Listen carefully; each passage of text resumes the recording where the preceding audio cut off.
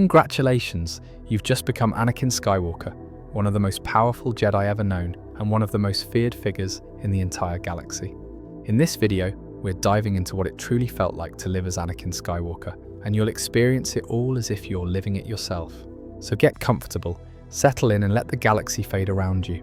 This is going to be such an experience. Feel free to subscribe if you enjoy these stories. Also drop a comment, letting me know where you're watching from. It's always awesome seeing where Star Wars fans are tuning in from across the stars. Now, let's begin. Welcome to Tatooine, a planet that basically feels like someone baked a desert in an oven and then forgot to turn it off for a few hundred years. You're not even old enough to walk yet, and already you're sweating through your rags. And you didn't land in the fancy parts either. You came into the world in Mos Espa, the kind of place where even droids don't feel safe walking around without backup. You grow up in this tiny, sand-covered corner of the galaxy where everything either wants to bite you, charge you money, or break down at the worst possible time. You're born into slavery, straight up. Your freedom isn't even a question. You're not owned by some shadowy empire or anything.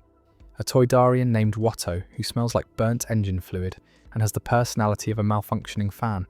Great start, right? Your mum, Shmi, honestly, she's incredible. You don't even fully understand how she keeps it together. She wakes up early, works all day, takes care of you, and somehow still finds the energy to smile when she's dead tired. She hides a lot just to keep you feeling safe. You don't talk about your dad, not because it's taboo or anything. It's just that there isn't anything to talk about. You ask once, and she kinda gives you this small smile. So you spend your childhood in this cycle. Eat, work, sleep, repeat. You help out in the junk shop more than most adults. Cleaning tools, organizing parts, crawling into small spaces because you're the only one that fits. But even though the work sucks, you start to realize something. You're good at it, like weirdly good. Fixing things just kind of makes sense to you. You look at a broken protocol droid and somehow just know where the wires are supposed to go. Other kids play with toys. You build a working droid out of scrap metal you scavenged behind Watto's shop.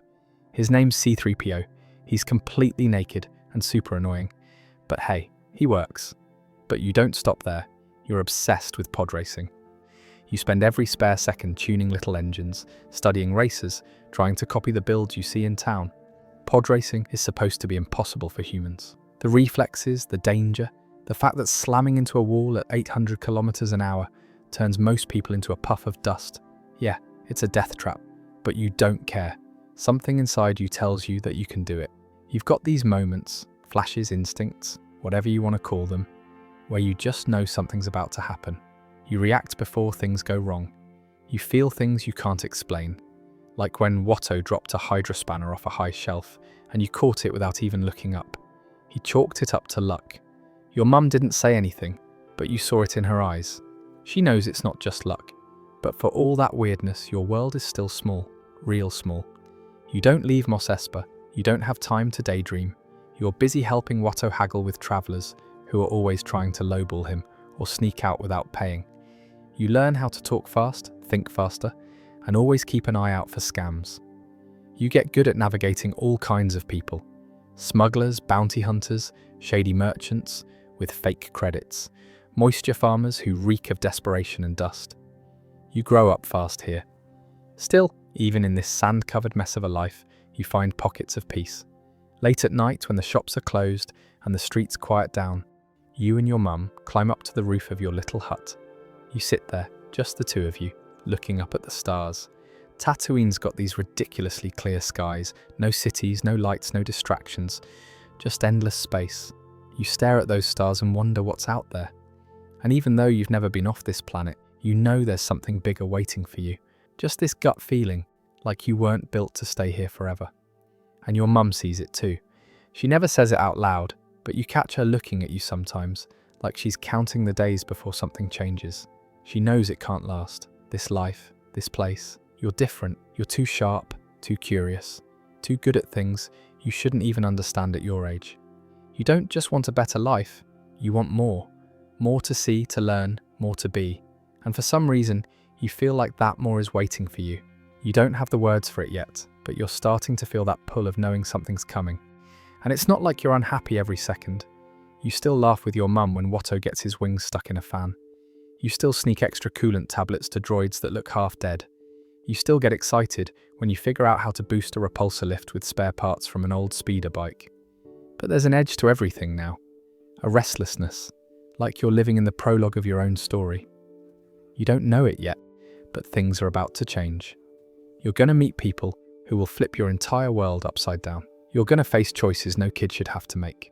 You're growing up fast. You're not playing with other kids anymore. They've either grown bored of you or can't keep up. You're spending more time with machines than people. They don't lie, they don't yell, and if they break, you can actually fix them. People are harder, especially the ones passing through town. Mos Espa is kind of like the galaxy's waiting room. People come and go constantly. Traders, bounty hunters, shady types who wear hoods even when it's 40 degrees outside. You name it. And you've started paying attention, listening in when you bring drinks to customers, watching which ships they fly, what gear they carry. There's a whole galaxy out there, just beyond the horizon. And every time someone takes off, you feel a little tug in your chest. For now, though, it's just another day. Another sunrise over a town that smells like burnt metal and disappointment. You wake up to the sound of droids arguing and Watto yelling at someone through the door. You get dressed, eat a piece of stale bread, and get ready to fix some more stuff that broke because someone forgot to clean the sand filters again. The heat hits you like a slap the second you step outside, and you already know your shirt's going to be stuck to your back by noon. Still, you take a deep breath, squint at the suns, and get to work. You were just fixing a power coupling when they walked in. 3 strangers, totally out of place. One of them was tall and serious, robes like a desert breeze wrapped around a walking mystery. The second was a girl, young, quiet, too well dressed to be from anywhere near Mos Espa. And the third was loud, clumsy, flapping around like a half-drowned Nuna, a Gungan. You'd never seen one in real life. You didn't even know how to talk to him. He looked like he was made of flippers and accidents. They walked into Watto's junk shop, like they didn't realise they were in the worst part of Tatooine. And you were there behind the counter, 9 years old and covered in grease, pretending to be just a shop assistant, even though you were usually the one fixing half the junk Watto tried to resell. You didn't know it yet, but your life had just shifted, just like that. The second Qui-Gon Jinn looked at you.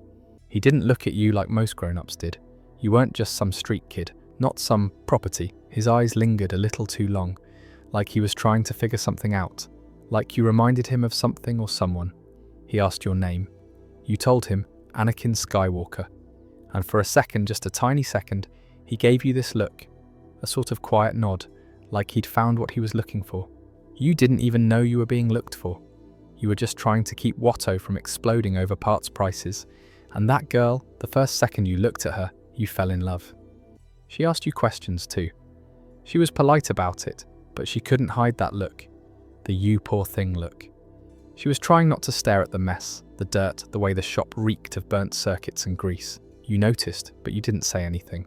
You were used to that face. Then the storm came. It wasn't just a little wind either. Sand whipped sideways through the streets like a punishment. The kind of storm that could strip skin if you walked too long in it. Everyone in Mos Espa knew the signs. You had to take shelter. And Watto, being Watto, wasn't about to offer free room and board to 3 strangers and their floppy companion. So you offered your place. Which, yeah, brave, but they agreed. You led them through the dirty alleys, past the same broken fences and rusted parts you'd walked by 1,000 times, into your tiny home where your mum was surprised but instantly warm, because that's just who she was. Shmi Skywalker could make a hovel feel like a palace, at least for a night. Qui-Gon sat in the corner of the main room, asking questions. Not the usual ones either. He wanted to know about you, what you'd built, how fast you could race, what you dreamed about. When you told him you were building a pod racer, he raised an eyebrow, like that was something impressive. And when you brought out C-3PO, still half naked and sputtering, he actually smiled. You had no idea why they were really here.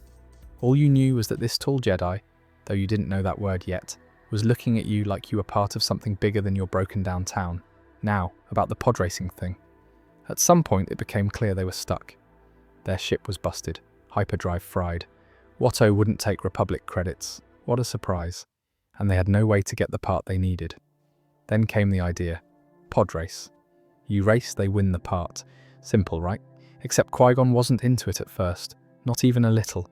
He didn't want to risk a kid in a high-speed death trap. Can't blame him. Pod racing is like trying to thread a needle at 800 kilometers an hour while getting shot at, spun out and roasted alive by your own engine heat. Most humans can't even follow the turns, let alone drive one. But you were different. You knew it. You could feel it every time you slid into that cockpit. You didn't just steer. You felt where to go. It was like the pod racer listened to you. And more importantly, you wanted to do it. Not just to help them, but because this was your shot. You could help them and prove what you always felt, that you were meant for something more than cleaning up after Watto and dodging sandstorms. Qui-Gon saw it too. Eventually, he nodded. It wasn't a full yes, more like that resigned, fine kid, but don't die kind of nod. And honestly, that was enough for you. That girl didn't like it at all. You could see it. She gave Qui-Gon a look like, seriously? You're letting the child race? But she didn't stop it. She didn't know yet what you could do. Neither did Qui-Gon. Later that evening, while everyone's inside chatting about next steps, Qui-Gon pulls out this little handheld scanner. Says he just wants to check something. You're thinking maybe he wants to see if you've got sand poisoning or heat stroke or something. But no, he's testing your blood. Just casually, like this is a totally normal part of hanging out with a kid you met yesterday. You ask, is this for some kind of Jedi thing? He just smiles. Let's just say, I'm curious. That's when he sends the reading off to someone named Obi-Wan on the comlink. He's whispering, but you can still hear it. Over 20,000. Obi-Wan sounds like he just dropped his drink. You've got no clue what any of this means. Midichlorians, force sensitivity. At this point, you probably think he's measuring how many times you've scraped your knees this week. But something changes in his expression. He's still calm, still collected, but there's this spark in his eye, like he just stumbled on a secret he wasn't even supposed to find. And then he hits you with that line. He's special. Special, sure, your mum said that before, probably after you built your first droid from junk parts. But hearing it from a Jedi hits different. Qui-Gon isn't just being polite. He believes it. The kind of belief that doesn't feel like a compliment. It feels like pressure. Like the galaxy just quietly dropped something on your shoulders. He keeps the conversation going with your mum. They talk about things you don't quite catch, dreams you've had, things you've said when you were younger, weird stuff that probably seemed like imagination back then. And your mum? She doesn't argue. She's not surprised. It's almost like she's been waiting for someone like him to show up all this time. The morning of the race, your hands won't stop shaking. You've flown this pod racer a dozen times in the back alleys behind Watto's shop. You've taken turns too fast, jumped dunes that should have sent you flying, dodged sandstorms like they were traffic cones. You've done this before. Sorta. Not with an official start line. Not with the entire city of Mos Espa watching. Not with Sebulba breathing down your neck. And definitely not with your freedom on the line. And that's what this really is about. It's not just some race anymore. It's a coin toss with your whole life on one side and Watto's greedy wings on the other. Speaking of, Watto's pissed. Dude's pacing around like he's the one about to hop in the pod. He figured Qui-Gon had some nerve betting your freedom. But see, Qui-Gon played it smart, said the ship's too important, offered you up instead. Classic Jedi move, calm voice, sharp mind, playing the long game. You didn't even know about the bet until later. All you knew is Qui-Gon believed in you. He actually thinks you can win, and that's wild, because nobody's ever looked at you like that before. Not even your mum, and she's your biggest fan. You spot Padme and Jar Jar up in the stands. Jar Jar's already causing chaos, obviously. Knocked over someone's soup, tangled in streamers, might have gotten into a fight with a vendor over a fried stick. Padme's trying to stay undercover. She's got royal posture even in dirt-stained travel gear. These two couldn't blend in if you gave them a map and a cloak. Your mum's with you, quiet, eyes on your pod, hands wringing each other. You can tell she's trying to be strong, trying not to show how scared she is. She leans down and whispers, "Be safe." Like that's even an option in a pod race. Safe doesn't exist out there. You give her a little smile and a nod. You don't want her to worry, even if your heart's pounding like crazy. You hop into the cockpit. Every lever, every switch, every wire, it's all yours. You built this thing. It's not pretty, and half the parts used to be in someone's trash heap, but it works. It's fast, it's dangerous, and it's yours. The announcers start screaming in Hutesa. The crowd's going absolutely nuts. Horns, flags, chanting. You glance to your left. Sebulba's glaring at you, already trying to psych you out. His pod looks like it costs more than every house in Mos Espa combined. But money doesn't build guts. He's got speed. You've got instinct. The pods launch forward, engines screaming like angry beasts. First few seconds are smooth, surprisingly smooth. You're not leading, but you're not dead last either. You stay low, keep tight on the inside of the canyon walls, and ride the pull of the turbines like you've done in practice. This is the part where your brain quiets. You stop thinking, you just move. Then the wind hits. The desert slaps you in the face like it's mad at you. Your pod jolts, one engine tugs harder than the other. You compensate, tap the brakes on the left repulsor, throttle up on the right. The pod stabilizes barely. You grit your teeth and keep going. Lap 1 halfway through, Sebulba makes his first move, swings in from the side and tries to shove you into the canyon wall. Classic Sebulba. This dude cheats like it's a sport. Sparks fly as your pods scrape. You swerve hard, duck under him, hit a boost, and pull away just enough. You don't pass him, but you let him know you're not folding today. Now it's chaos. One racer spins out into a cliff face. Another's engine explodes, sending fire across the track. You dodge flaming debris and a piece of someone's cockpit that almost smacks your face. You blink. But now your own engine starts coughing.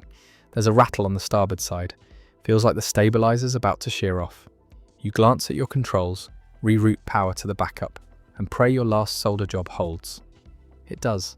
Barely, and you're still in. Final lap, and now it's just you and Sebulba. You push harder. Every bump, every gust of wind, every loose wire is screaming at you to stop. But you won't. You can't. Sebulba's up front and you're closing the gap. You're weaving past fallen engines, dodging sand clouds, Tuskens taking pot shots from the cliffs. One blaster bolt zings past your cockpit. You duck out of instinct. You've got maybe 2 minutes left before the finish line, and Sebulba is right there, blocking you. He slams into you again. Metal crunches. You're locked. His axles tangled in yours. You look over. He's grinning like he's already won. But you've got one last move, one last trick. You cut the power to your right engine for half a second, tilt the steering vanes, and let gravity pull your pod just enough to twist loose. His pod catches the ground, flips, explodes in midair. You slam the throttle and shoot through the canyon's mouth, across the finish line, smoke trailing behind. Every light on your console blinking red, but you're still moving. For like half a second, everything stops. Then the crowd explodes. You won. You stumble out of the pod, legs shaking, head spinning. Your mum rushes over and grabs you. Qui-Gon's already there, calm as ever, like he knew. Jar Jar's bouncing around like he helped somehow. Padme's got that look again, like she's proud but also trying really hard not to smile too big. Watto? Oh, Watto is livid. He's shouting and sputtering, trying to accuse Qui-Gon of cheating. You're free. Those 2 words hit harder than the whole race. You don't have to go back to that shop. You don't have to fix junk for scraps. You don't belong to anyone. But this freedom is at a cost. You're not dragging chains anymore, but you're not staying either. Qui-Gon sees something in you. A boy who might bring balance to the Force. He believes you could become one of the most powerful Jedi the galaxy has ever known. The chosen one. But that future means walking away from the one person who's always been by your side. Your mother. You've never even spent a single night apart, never once stepped beyond the gates of Mos Espa without her hand guiding yours. She's been your shield, your comfort, your whole world, and now she's letting you go. The moment she agrees, something inside you twists. You thought you'd be happy. You thought freedom would feel like sunlight on your skin, but instead, it feels like a goodbye you weren't ready for. You wrap your arms around her waist, trying to remember everything about her. The way she smells, the warmth of her voice, the calm in her eyes. You're not even sure what to say. What do you say to the person who's given up everything so you can chase something bigger? Qui-Gon gives you space. He doesn't rush you. Maybe he remembers what it felt like to leave something behind. Padme watches too. She doesn't say much, but there's something kind in her silence. Something that makes you feel like maybe you're not entirely alone. And then you leave. Just like that. Just the wind at your back and the desert fading behind you. You step off the ship and, yeah, this is not what you expected. First off, there's no ground. I mean, technically, sure, something is under your feet, but it's not dirt or sand or anything that feels real. It's all metal and shine. You can't even see where the planet ends. It's just city on top of city on top of city. It's like someone built a giant machine and forgot to turn it off. And the sky? You don't even know if that is the sky. Feels more like a big light bulb someone slapped over the whole planet. Ships flying in every direction, all at once, like some kind of space traffic jam where nobody crashes. How do they even keep track of it? You can't tell what's a building, what's a speeder, what's just floating. It's overwhelming, like trying to drink water out of a fire hose. You stick close to Qui-Gon. The guy walks like he belongs here. Tall, calm, kind of looks like he's thinking about 10 things at once, but still somehow notices when you fall a step behind. He glances back sometimes, gives you this tiny look like, "You good?" And you nod, even if you're not. Padme walks a few steps ahead of you both, head high, all official, like she's been here before. But you can tell this is new for her too. She hides it better though. You try not to trip on your own feet walking into the Jedi Temple. The building looks like it was designed by someone who really wanted to prove a point. Big, silent, all stone and glass and space. No music, no art, no colour. Just clean lines and cold air. You start wondering if the whole Jedi vibe is to make everyone feel small on purpose. Inside, the halls are quiet, too quiet. Back home, even the alleyways had noise. People yelling, droids beeping, sand whistling through the metal. Here, your footsteps echo. You sneeze once, and it feels like you just set off an alarm. Qui-Gon doesn't say much. He just leads you through hallway after hallway until you reach the room, the Jedi Council chamber. You walk in and there they are, 12 people in a circle of fancy chairs, all wearing those same brown robes, all with that same expression, like they already know your internet search history. They're calm, sure, but not warm. Nobody smiles, just a bunch of stares like you're the surprise final contestant on some game show, and they don't like what they see. You stand there. Your hands go behind your back automatically. You feel short, you don't know where to look. And then the questions start. They don't really ease into it either. First it's your name, then your age, then your dreams, then they ask if you're afraid, and you're like, what kind of job interview is this? You try to answer right, you do, you say what you think they want to hear, but something about the way they look at you, it's like they've already decided. You're not sure if it's your tone, or your answers, or the fact that you're still wearing desert boots that crunch when you walk. Then one of them speaks, a small green guy with ears bigger than your head, and eyes that look like they've seen way too much. Much fear in you, I sense. You try not to react. But inside you're like, really? First thing out of your mouth? Not even a hi first? You glance at Qui-Gon. He doesn't say anything yet, just stands there, hands folded, looking right back at them, like he's daring them to challenge him. You get the feeling this isn't going how he hoped. Then another council member says it. The boy is dangerous. That one stings. You've been called a lot of things. Slave, pod racer, dirt rat. But dangerous? You're 9. You've been here for, 5 minutes? You look over at Obi-Wan. He's leaning on a pillar, arms crossed, doing that thing people do when they're trying not to roll their eyes. He hasn't really talked to you since the ship. You don't get the sense he's thrilled about this whole chosen one situation. And you know what? You're starting to wonder if maybe they all see something you don't. Maybe you really don't belong here. Maybe they're right. You just wanted to help people, fix things, fly fast, be free. You didn't ask to be in this room. You didn't ask to be tested like a science experiment. Eventually they ask you to step out. The door closes behind you and, yeah, that's it. You're out. You sit in the hallway on some cold bench, legs dangling off the edge. Nothing to do but wait and think. You don't know what's happening behind those doors. You're not even sure what you're hoping happens in there. The temple is quiet. No kids running around, no noise, just silence and stillness and stone. And that's the part nobody tells you about Coruscant. It's big, it's loud, it's crowded. But somehow, you've never felt more alone. You feel like you're being auctioned off again, but instead of slavers, it's monks deciding if you're worth their time. Qui-Gon steps out, and from the look on his face, you already know this didn't go the way he wanted. He's calm, yeah, but it's that very specific kind of calm adults get when they're holding back the urge to yell. Like when Watto used to pretend he wasn't mad, but his eye would twitch a little. They've made their decision, he says. You hear the rest of it. The council said no. Flat out no. Too old, too emotional, dangerous future. Yoda didn't even try to sugarcoat it. He just stared right through you and talked about fear like he was reading off a checklist. Honestly, you're still not totally sure what that little green guy is, but he seems like the one in charge. They all acted like they knew you already. Like they'd seen some movie about your life and didn't like how it ended. You haven't even done anything yet. You just showed up. but apparently that's enough to worry a room full of space wizards. What stings the most is that nobody really asked what you wanted. It's all about what they sense, what they feel, what the Force tells them. Meanwhile, you're just standing there, trying to process the fact that you might have just left your whole life behind for nothing. But Qui-Gon, he doesn't back down. He tells them straight up that he's going to train you anyway. Says he'll take you on as his Padawan. That causes a stir. One of those big Jedi guys, Qui-Adi something, immediately shuts that down. Says Qui-Gon already has a Padawan, Obi-Wan. Obi-Wan, by the way, doesn't look thrilled. You catch him side-eyeing you like you just showed up and stole his bunk. He doesn't say much, but the vibe is pretty clear. He doesn't think you belong here. And honestly, you're starting to wonder if he's right. Qui-Gon won't let it go, though. He pushes back, says there's something special about you, says you're the chosen one, the one who's supposed to bring balance to the Force. You hear that, and part of you wants to believe it. The other part just feels pressure, like you're already supposed to be something great and you haven't even started. Eventually, they tell you you'll be staying with the Queen's group for now. You're not in, but you're not exactly out either.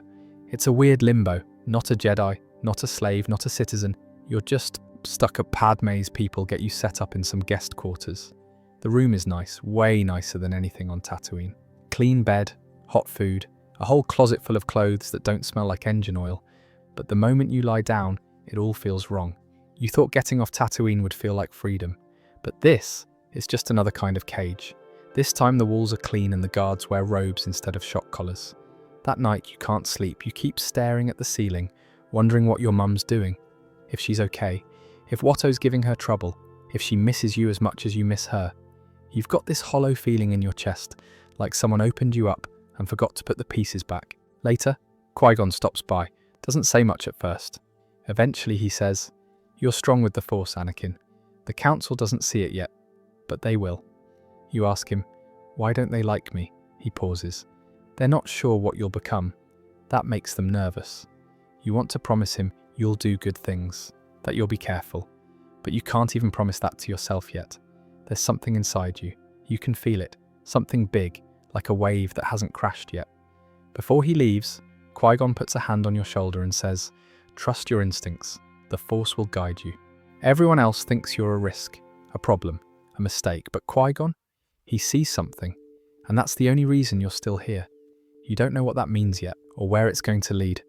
But as you stare at the ceiling, wide awake in the middle of the capital of the Republic, one thing's clear. This is just the beginning. You didn't plan to be part of a war. You were just tagging along with the Jedi because Qui-Gon didn't want to leave you behind. He didn't say it out loud, but you could feel it. He didn't trust the Jedi Council, didn't trust Coruscant, didn't trust what they'd do with you. So instead of dropping you off somewhere safe, they kept you on the ship while they flew off to save a planet. That planet was Naboo. From there, everything starts getting interesting. In a blink of eye, you're ending up flying and fighting spaceships. Somehow you manage to land into the heart of the enemy ship. Fire breaks out around you, and the onboard system starts sparking, flipping switches, pushing forward with a focus that doesn't feel like yours. It feels like something else guiding your hands. And then it works. The ship's core explodes. The blast chain reacts through the entire vessel. The control ship begins to collapse. The droid army on Naboo stutters, freezes, and drops. From the sky above, the Queen's forces watch as the impossible happens. A single starfighter, barely piloted, took down the enemy's brain. And then Qui-Gon dies. That hits you like a ship coming out of hyperspace with no warning. Everything else turns out fine. The Federation surrenders. The Queen wins. The droids shut down. The people celebrate like it's over. But for you, something cracked. And Obi-Wan feels it too. He doesn't say much, just puts a hand on your shoulder and looks at you like he's already made a promise he can't take back. Maybe that's what Qui-Gon wanted. Maybe that's what the Force wanted. Either way, you're not going back to Tatooine. Obi-Wan takes you under his wing, and just like that, you're a Jedi now. Or at least, you're supposed to be. So here you are, a Jedi technically. I mean, they gave you the braid, the robes, and a brand new title, Padawan. Feels weird, right? Kinda cool. You're not like the others, and they remind you of that constantly. First thing you notice, the temple's got a vibe. Not bad, just stiff. Everyone walks like they've got a lightsaber up their back. Quiet halls, serious faces, no one laughing unless it's some philosophical joke you don't get. It's not like the garage on Tatooine. There's no grease under your fingernails here, just this strange pressure sitting in your chest all the time. Like you're expected to be someone before you've even figured out who that someone is. Training starts fast, lightsaber drills, meditation sessions, philosophy lectures, lots of those. You hate those. You sit in a circle, listening to Master Windu talk about emotional detachment, while you're still trying to understand why it feels like the temple walls are closing in. You're told to let go of fear, but come on, how do you let go of something that raised you? They don't say it, but you feel it. You walk into a room and people stop talking. You finish a training duel and no one claps. You're the chosen one, but that title feels more like a leash than a compliment. Like, sure, you're special, but not in a good way. And then there's Obi-Wan. He's something else. He's not mean. He's not exactly cold either, but he's got this way of teaching that feels more like instructions than mentorship. Try again. Be mindful. That wasn't the Jedi way. You respect him, but you miss Qui-Gon more than you'd ever admit. Qui-Gon got you. He saw you, not just your potential. Obi-Wan. He's still trying to figure out if you're even supposed to be here. And look, you're trying. Really. You wake up early. You meditate. You train harder than anyone else. You study the Force. Practice your forms. Even memorize Jedi code verses like it's some weird ancient rap battle. But nothing's ever enough. There's always a correction, always a judgment. It's like being the smartest kid in class, but the teacher doesn't like smart kids. You start to notice things, how the other Padawans talk, how they never invite you to eat with them. You catch them whispering sometimes. He's too old. He's dangerous.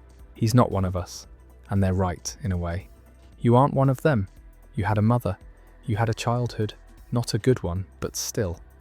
These kids were raised by the Order. You were raised by survival. Big difference. But you don't complain. You just push harder, because that's what you've always done. When pod races broke down, when food ran out, when the other slaves got sick, you just figured it out. Now the problems are different, but the fix-it instinct, still the same. And hey, when you're on the mat with a training saber, things make sense. That's your space. That's where your instincts kick in. You move faster than most of them can see. You parry before the blow even lands. You start winning duels you weren't supposed to. It feels good. You must unlearn what you have learned, they say. Yeah, cool. Easy for them to say when they didn't grow up dodging wrenches on a junkyard planet with a slave chip in their neck. You try to fit in. You even go through this phase where you try to talk like the other Padawans. Slow, thoughtful, like you're delivering wisdom with every sentence. It lasts maybe a week. Then you crack a joke in the middle of a meditation session and Yoda whacks you with his stick. Lesson learned, meditation's the worst. You sit still for hours trying to connect with the Force, but all your brain wants to do is about your mum, home, pod racing, about how Master Yoda smells like an old sponge. You try not to laugh at that last one, and that doesn't go well. But through all of it, the training, the loneliness, the endless correction, there's this tiny voice in your head. It keeps asking, why do we do things this way? Why can't Jedi care about their families? Why do we hide our emotions? Why does it feel like strength here is something you're supposed to apologize for? You keep those questions to yourself, mostly, but they don't go away. And when no one's looking, you start doing things your way. Little things. You push yourself harder in saber practice. You experiment with new moves. You test your power in ways they wouldn't approve of. Not recklessly, you're not stupid, but you're not going to limit yourself just because some old robe in a chair says so. Sometimes you feel the Force differently than they describe. They talk about it like a quiet stream. To you it feels more like a storm, wild, alive, loud in your chest when you focus. They tell you to calm it. You wonder if they're just scared of it. You still have good moments. Flying. You love flying. The cockpit is one of the only places you actually feel free. Controls in your hands, stars outside your window, and no one barking Jedi dogma in your ear. It's like pod racing, but bigger, cleaner, more purpose. You could do that forever. And Obi-Wan, even if he doesn't always show it, he's there. He saves your butt more than once. And once in a while, when you say something dumb, he almost smiles. That counts for something. But deep down, under all of it, is this nagging weight. Like you're carrying something no one else understands. You can't name it, but it's always there. You wonder if maybe Qui-Gon would have understood it. Maybe he would have helped you make sense of all this. Maybe you'd be on a different path. But he's gone. and you're here, and you've got a whole galaxy to prove wrong. That's where you're at now, and you're just getting started. By the time you're a few years in, your lightsaber form is sharp, your reflexes are borderline ridiculous, and you've already outpaced most of the Padawans your age. Some knights too. You can lift a starfighter with the Force, no problem, but you still can't lift that look of doubt off Mace Windu's face, and that starts to get under your skin. It's not even what he says, it's how he looks at you. Like you're a walking question mark, like you're one mood swing away from wrecking the archives. And let's be honest, the fact that you can makes it worse. You're powerful, and they all know it. But instead of trusting you, they try to contain you. They keep you on a leash, and the leash is made of rules. Every time you act on instinct, you get told to pull back. When you follow your gut in a sparring match and win, you're told to respect the forms. When you speak up in council chambers with an idea, you get a quiet side-eye like you farted in a monastery, and you start thinking, what's the point of all this training if they don't trust you to use it? You're not reckless and you're not evil. You're not trying to overthrow anyone. You just don't see the point in following rules that slow you down when you know there's a better way. You feel it in the Force. It talks to you differently, louder, more direct. But the moment you mention that, they slap the word attachment on you like it's a disease. That word gets thrown around a lot. Attachment. It's practically a swear word in the Temple. Want to check in on your mum? Attachment. Want to form a bond with someone? Attachment. Want to actually care about the people you're risking your life for? Big time attachment. But come on man, you still dream about her sometimes. Your mum. Her face fades a little every year, but her voice? Still clear, still warm. You never told Obi-Wan this, but there are nights when you sneak off to sit alone in the hangar, just staring out at the stars, wondering if she's still alive, wondering if she thinks about you, and the Jedi say you're supposed to let that go, like flipping a switch. But it doesn't work like that. Not for you. Probably not for anyone, if they were being honest. You bottle it up because that's what they expect. You act composed. You pretend you don't feel what you feel, and it eats at you. Now don't get it twisted. You still respect the Order. You're not walking around the Temple planning a rebellion. You believe in peace, in justice and all that. But the longer you're in it, the more you realize the Jedi way is kind of narrow. Like they treat emotion like it's a bug in the system, but isn't caring what makes this worth doing. Isn't that the whole point of protecting people? Anyway, you're growing up, getting stronger. You're officially taking on more missions now. Real stuff. Not just tagging along, but leading teams. You're sent to settle disputes, mediate trade negotiations, rescue operations. You actually get to do some good, and you're damn good at it. But that doesn't help with the whole council situation. You think maybe if you prove yourself enough, they'll finally loosen the grip. Maybe Obi-Wan will finally stop treating you like a walking warning label, but it never really happens. Every time you succeed, they just raise the bar higher. Like, cool, you saved a senator and diffused a war, but did you meditate afterward? And speaking of Obi-Wan, he has changed a bit over time. He softens, slowly. You catch moments where he seems proud. He even defends you to the council now and then, but he still sticks to the rulebook like his life depends on it. You try to push him, challenge him, see if he'll admit the system's flawed, but he won't. Not openly. Maybe he sees it too, but he doesn't want to be the one to say it. You don't blame him. He was raised in this machine. That's what makes you different. And that difference?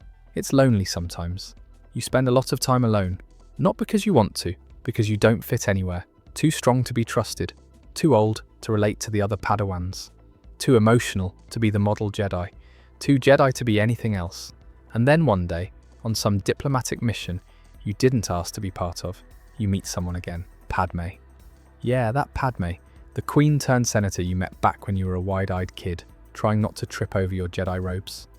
She's different now, stronger, smarter, still kind, and beautiful. But it's not just that. She sees you the way no one else does, like you're not a threat, like you're still a person. That's the first time in a long time you feel like maybe you're not completely crazy. But of course, Jedi code says, nope, can't go there, can't form attachments, can't love. So you shove that down too, another secret, add it to the pile. But the thing is, you're not a kid anymore. You've seen war, you've felt fear, you've saved lives, and you've lost things, important things. So when the council keeps treating you like you're unstable just because you care too much, that hits different now. It's like they expect you to be a weapon, but only when it suits them. The rest of the time, Sit quietly. Don't question. Don't feel. Just obey. And bro, you're not built like that. You want to help people, yeah, but you want to feel things too. You want to care about the people you fight for. And you want to be trusted. Not as a symbol, not as the chosen one, but as you. You've outgrown the temple, but they haven't realized it yet. They still think you're just this wild card they need to control. The day Padme arrives, you don't say anything, but it takes a second for your brain to catch up. You haven't heard her name out loud in a while. You think about her more than you'd admit, but it's been years. You figured that part of your life was done. Then they say her ship was bombed, 2 people died, and suddenly it's serious. You try to stay composed, but inside, you're already replaying the last time you saw her. Next thing you know, you're in the hallway. The elevator doors open, and there she is, not the girl from Naboo. Different, but not unfamiliar. She's wearing that senator outfit, hair tied up, polished, official. But when she turns and sees you, her face softens, and she says your name like it's never left her mouth. And now you're standing there, trying not to be awkward, trying not to smile, like an idiot. Obi-Wan's next to you, so you force yourself to keep it together. But it's weird. You've been in war zones, you've fought bounty hunters, but this is the first time in a while you feel like you don't know what to do with your hands. You get assigned as her personal guard. She doesn't object. If anything, she seems calm about it, like she expected this, like she's okay with it.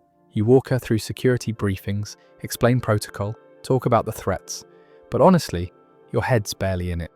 She listens, asks questions, nods politely, but there's a part of you that keeps noticing the smaller things. How she smiles when you get sidetracked mid-sentence, how she still tilts her head the exact same way when she's curious. It's distracting, in the worst and best way. You try to keep things professional, that's the job, but yeah, good luck with that. You two start spending more time together. Not by choice, well, kind of, but mainly because you're stuck to her like glue. Meetings, transports, late-night briefings. You even end up eating together, half the time, because you're on duty. But it stops feeling like work pretty quick. And you start noticing that she's changed too. She's tougher now. Still polite, still calm, but there's more edge to her. Like she's been fighting her own battles while you've been off training. She holds her ground in Senate meetings. She doesn't back down from anyone. You're sitting there watching her push back against people twice her age and rank, and you're just quietly impressed. Sometimes between all that, she asks about you and about Tatooine, if you still think about this. And that catches you off guard more than any blaster bolt ever could. Because yeah, you do, all the time. But it's rare anyone even brings it up, especially someone who actually remembers that part of your life. It makes the conversations feel real. Not like Jedi talk or council talk. 2 people catching up on 10 years they never really got to talk about. One day she says, "You've grown up," and you joke back with something dumb like, "Well, I try." But the thing is, it's true. You're not a kid anymore. And she's not someone you only admired from a distance. Now you're sharing space, talking like adults. You're realizing how easy it is to fall back into something that never really started, but also never really ended. Of course, you're still a Jedi. That little voice in the back of your head keeps reminding you, don't get attached, don't cross the line, stay focused. Obi-Wan keeps it subtle, but he's watching. He brings it up here and there, usually when you say something a little too personal in front of Padme. He'll clear his throat or change the subject. You get the message, but still, it's there. The problem is, the Jedi keep telling you that attachment is dangerous, but they never tell you what to do with it. Like, okay, fine, I'm not supposed to care about anyone, but what am I supposed to do when I already do? You're not making a move. You're not saying anything. You're just letting it exist, because it already does. And the more time you spend around her, the more it grows, slowly, quietly. But you feel it, and you're pretty sure she does too. It's not just about attraction. It's not that simple. It's the way she calms you down without trying, the way she listens without judgment, the way you feel more like yourself when you're around her than anywhere else. You try not to overthink it. You go back to duty, you check for threats, you monitor entrances, exits, rooftops. You do your job, but every now and then she says something soft under her breath, or her shoulder brushes yours by accident, and it hits you all over again. So the council decides it's too risky to keep her on Coruscant. After the bombing, the assassin droid, the second attempt on her life, yeah, staying put is clearly not working. You suggest moving her somewhere low-key, somewhere off the radar, and they actually listen. And just like that, you're on a ship with Padme, heading to Naboo. Which sounds like a vacation, but you know better. You're still on duty, still supposed to be alert, watchful, calm, focused. That's the job. You're guarding a senator, not going on a honeymoon, even if it kind of feels like one. First couple of days are quiet. You're staying at this huge lake house, the kind of place you'd think was fake if you didn't see it in person. Peaceful, open, way too many rooms. It's got a balcony that looks over the water, and at night you can actually hear birds instead of traffic.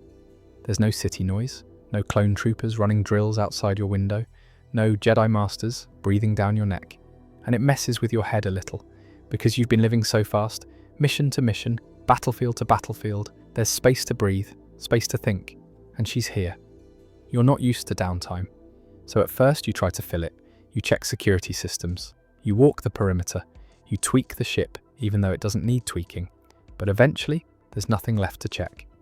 You end up sitting out on the balcony together a lot, just talking, nothing complicated. She asks about the war, you ask about the Senate. You both complain about how stubborn Obi-Wan is. She tells you stories about her handmaidens, the dumb things Jar Jar used to do. That one time she fell asleep in the middle of a speech and no one noticed. You find yourself laughing more than you have in years. And then there's the quieter stuff. The moments where neither of you says anything. Just sitting, listening to the water. You don't rush to fill the silence. It's comfortable somehow, like neither of you needs to pretend. There's a night where she falls asleep in the chair next to you, head resting against the cushions, completely knocked out after a long day.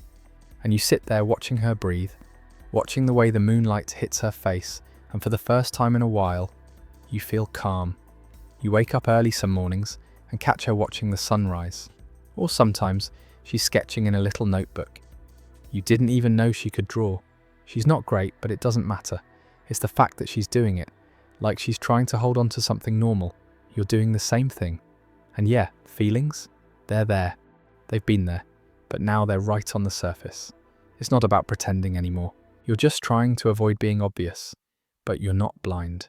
Neither is she. There's a walk you take together one day. Long path through the hills, behind the house. It's supposed to be a simple patrol, but of course it turns into something else. You talk about childhood, about who you were before the galaxy got loud. She talks about missing the days when being a leader didn't mean choosing between bad and worse. You tell her how sometimes the temple felt like a cage, even though it was supposed to be a home. And she just listens. At one point you stop walking, and she's standing just a little too close. You're both quiet, and for half a second, you think maybe you should say something. Then she looks up at you and goes, "Do you ever wish things were simpler?" You want to say yes, you really do, but you just nod. Because honestly, you don't know what kind of mess that answer might start.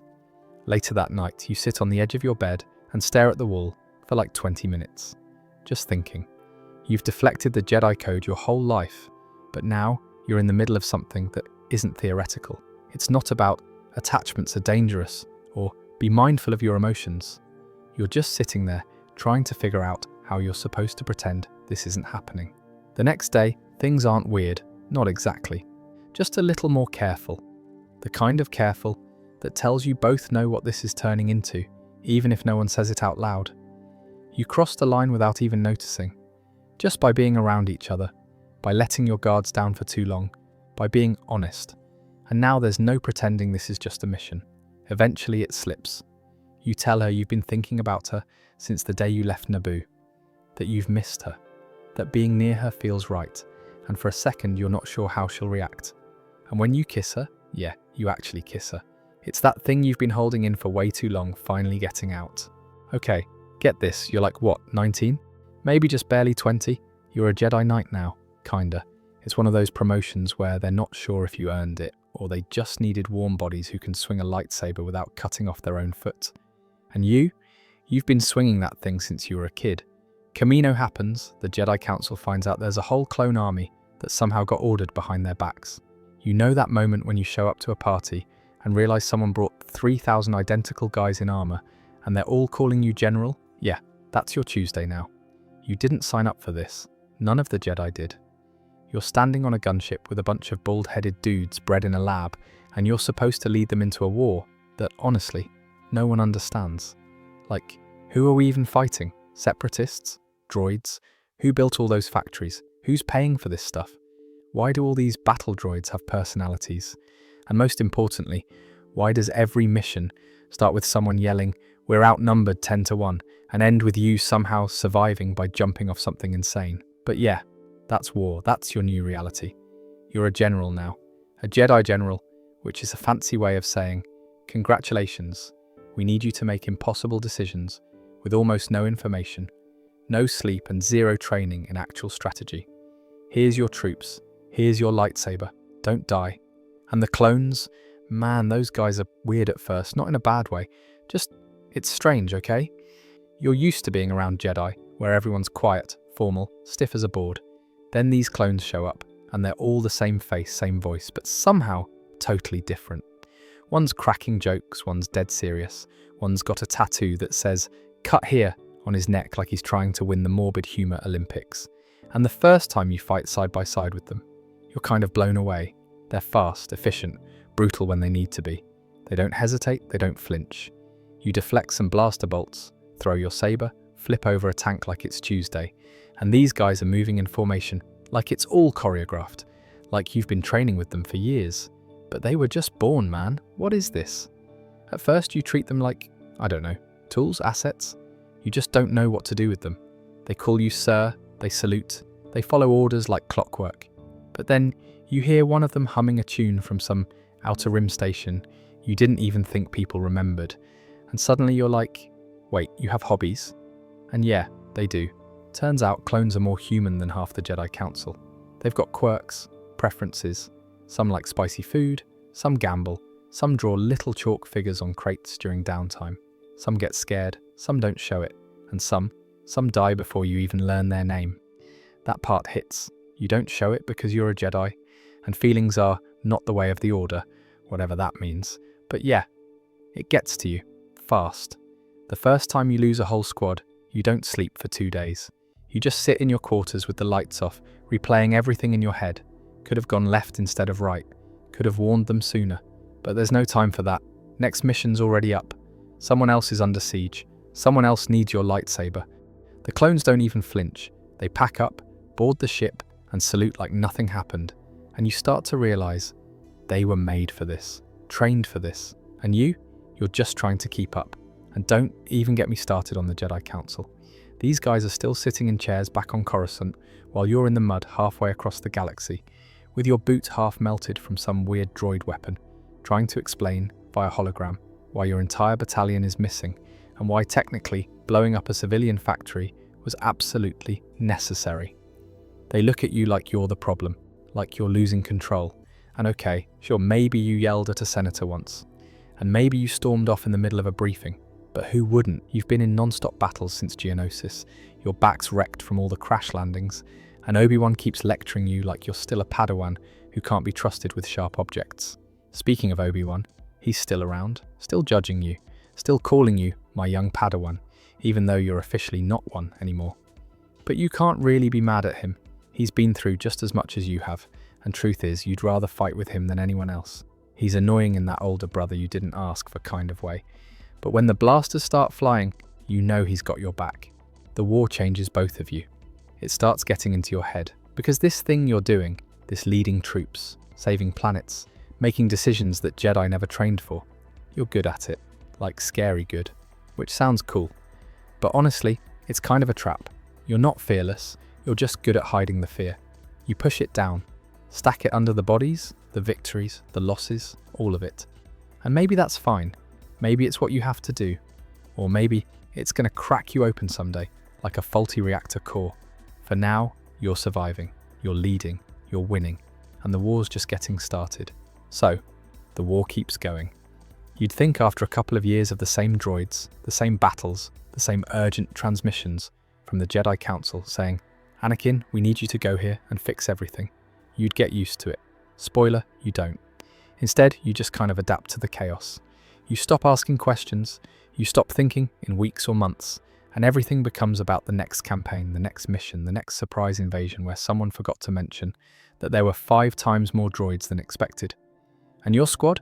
They start treating you less like a general and more like their crazy older cousin who's terrifying in battle but still manages to remember everyone's name. You remember birthdays. You sit with them in the mess when you can. You listen to their complaints, even if you can't really fix anything. One time, you even played sabacc with them during a supply delay. You lost badly. Rex never lets you forget it, but even with the weird comfort that routine brings, it's hard not to notice how the war is changing people. Like, take yourself, for example. You're not the kid who was sweeping hangars on Tatooine anymore, and you're definitely not the Padawan getting lectured about patience every 5 minutes.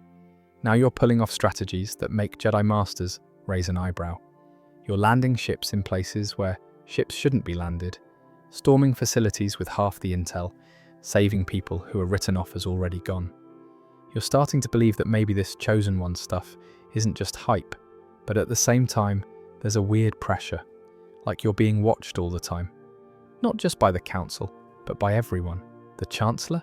Yeah, he checks in on you more than he should, keeps calling you my boy, and inviting you to little chats like you're on a talk show or something. At first it's flattering, then it gets weird. And Padme, yeah, she's still in the picture, still doing 10 jobs at once, and somehow looking perfect the entire time. Which, by the way, is incredibly unfair when you're walking around with carbon scoring on your boots and half your sleeve burned off. You barely get to see her. Every meeting is rushed. Every goodbye feels like the last one. You're not supposed to be together, Jedi code and all that, but there's no universe where you're walking away from her. It's this double life thing. You go from hugging her in some dark corner of Coruscant to blowing up droid factories 2 hours later. You start losing track of which part of your life is real. And Obi-Wan notices. Of course he does. The guy could tell if your eyebrow was raised wrong from across the room.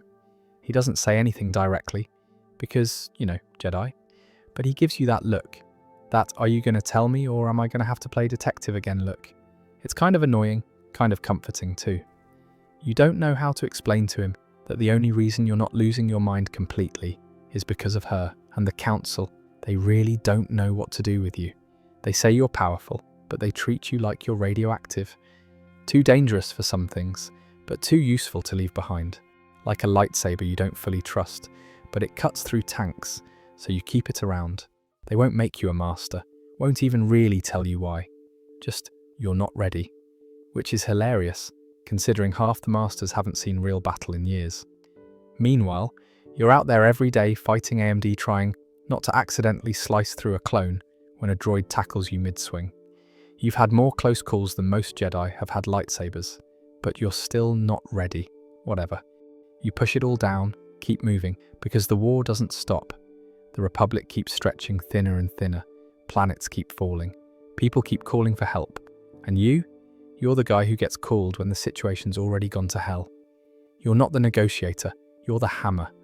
They drop you into the mess and expect everything to just work out, and sometimes it does. Sometimes you land on a rooftop in the middle of a firefight, take out a dozen droids, disable a tank, rescue a senator, and still have time to complain about the food. Those days feel good. They remind you why you got into this in the first place, to help people, to be the guy who actually makes a difference, and through all of it, you keep feeling that tug, that sense that something's off. Like this war isn't what it seems. Like someone, somewhere is playing a game you don't understand, and you're just a really shiny pawn. You don't say it out loud, you barely let yourself think it. But deep down, the Jedi teachings start feeling more like rules for a game that doesn't exist anymore. Or maybe never did. Alright, so picture this. Middle of the Clone Wars, you're in the field, everything's a mess as usual, and the Council drops a surprise on you. You're getting a Padawan. Yeah, a Padawan. And your first reaction is pretty much, why? Who thought this was a good idea? You barely trust yourself half the time, and now they want you to be someone else's Obi-Wan? Like, you remember what you were like at her age. Stubborn, loud, reckless. Then you meet her, Ahsoka Tano. Walks in and calls you Sky Guy within 5 minutes. You're already planning to send her back to the temple, but here's the thing. She grows on you fast. She pushes back, but she learns. She watches how you do things, and she doesn't just copy it. She makes it better. You throw her into chaos, and she somehow figures it out. You tell her to hold a position, and she holds it even when she's getting shelled from orbit. And after a while, you start to realize she's actually your person, your responsibility, your little sister. You teach her how to fight, how to lead, how to think fast and move faster. And along the way, you realize she's teaching you just as much. patience mostly, and a little humility. Not that you'd admit it, but yeah. She calls you out when you're being impossible. She challenges your decisions. And every time she holds her own in a battle, or comes up with some strategy that saves the day, you can't help but feel a little proud. Not that you show it, of course. You do that thing where you nod, say good job, and act like you weren't secretly panicking the entire time she was off doing some mission halfway across the system. And yeah, there's a lot of close calls. There's that one time she gets captured, and you practically tear a hole in hyperspace trying to get to her. There's the time she loses her lightsaber, and you pretend to be mad, but really, you're just glad she came back in one piece. And there's that awful arc where she starts doubting herself, where the weight of the war starts creeping in. You try to talk her through it, try to be the mentor you're supposed to be, and sometimes you actually feel like you're doing all right at it. Thing is, she's not just some Padawan anymore. She's your partner. There are missions where you don't even need to speak. You just look at her, she looks at you, and boom, you both already know what's about to happen. That kind of trust? You can't teach that. You build it. And you built it from scratch with her.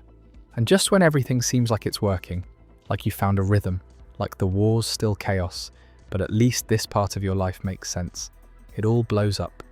Because then comes the whole mess with the Jedi Temple bombing. Some clone dies, there's an explosion, the council starts pointing fingers, and somehow, Ahsoka becomes the suspect. You can't believe it, literally. You sit there listening to them talk about evidence and security footage, and you're just staring like, you really think she'd do this? She's been risking her life on the front lines for years, and now you're ready to throw her under the transport. For what? Politics? Pressure? Image? So you fight for her. You go full Anakin mode, breaking rules, kicking down doors, interrogating suspects like you're in a detective hollow show. You even end up catching the real culprit. You drag the truth back to the council, like, here, maybe try not ruining lives next time. And the council? They just say, oops, our bad, and offer to welcome her back like nothing happened. Like that whole betrayal thing was just a rough Tuesday. And Ahsoka, she walks away. That part wrecks you. She just walks out of the temple, past you, past the council, past everything, and doesn't look back. You try to stop her, obviously. Try to tell her she belongs. But the look in her eyes, you've seen it before. That mix of pain and clarity, she doesn't trust them anymore. And honestly, you don't blame her. You stood by her the whole way, fought for her harder than you fought for yourself. And in the end, it still wasn't enough. The council failed her. And yeah, deep down that hits a nerve. Because if they could turn on her, they could definitely turn on you. And after she leaves, things aren't the same. Missions feel heavier. Decisions get quieter. There's this constant question in your head. Could you have done more? Said something different? You'll never know. She made her choice. And part of you respects it, but it still stings. And what really gets you is this. When she left, she didn't just walk away from the Jedi. She walked away from you. And maybe not in a hateful way, maybe not on purpose, but yeah, it leaves a hole, one you never really fill. Because for a while there, she was the one person who got you, who could roll with your impulsive decisions and match your chaos energy with her own cleverness. She was smart, brave, loyal, and way better than most Jedi, who were twice her age. You didn't just lose a Padawan, you lost a friend, a teammate, a piece of your little corner of sanity in a war that was slowly chewing everything up.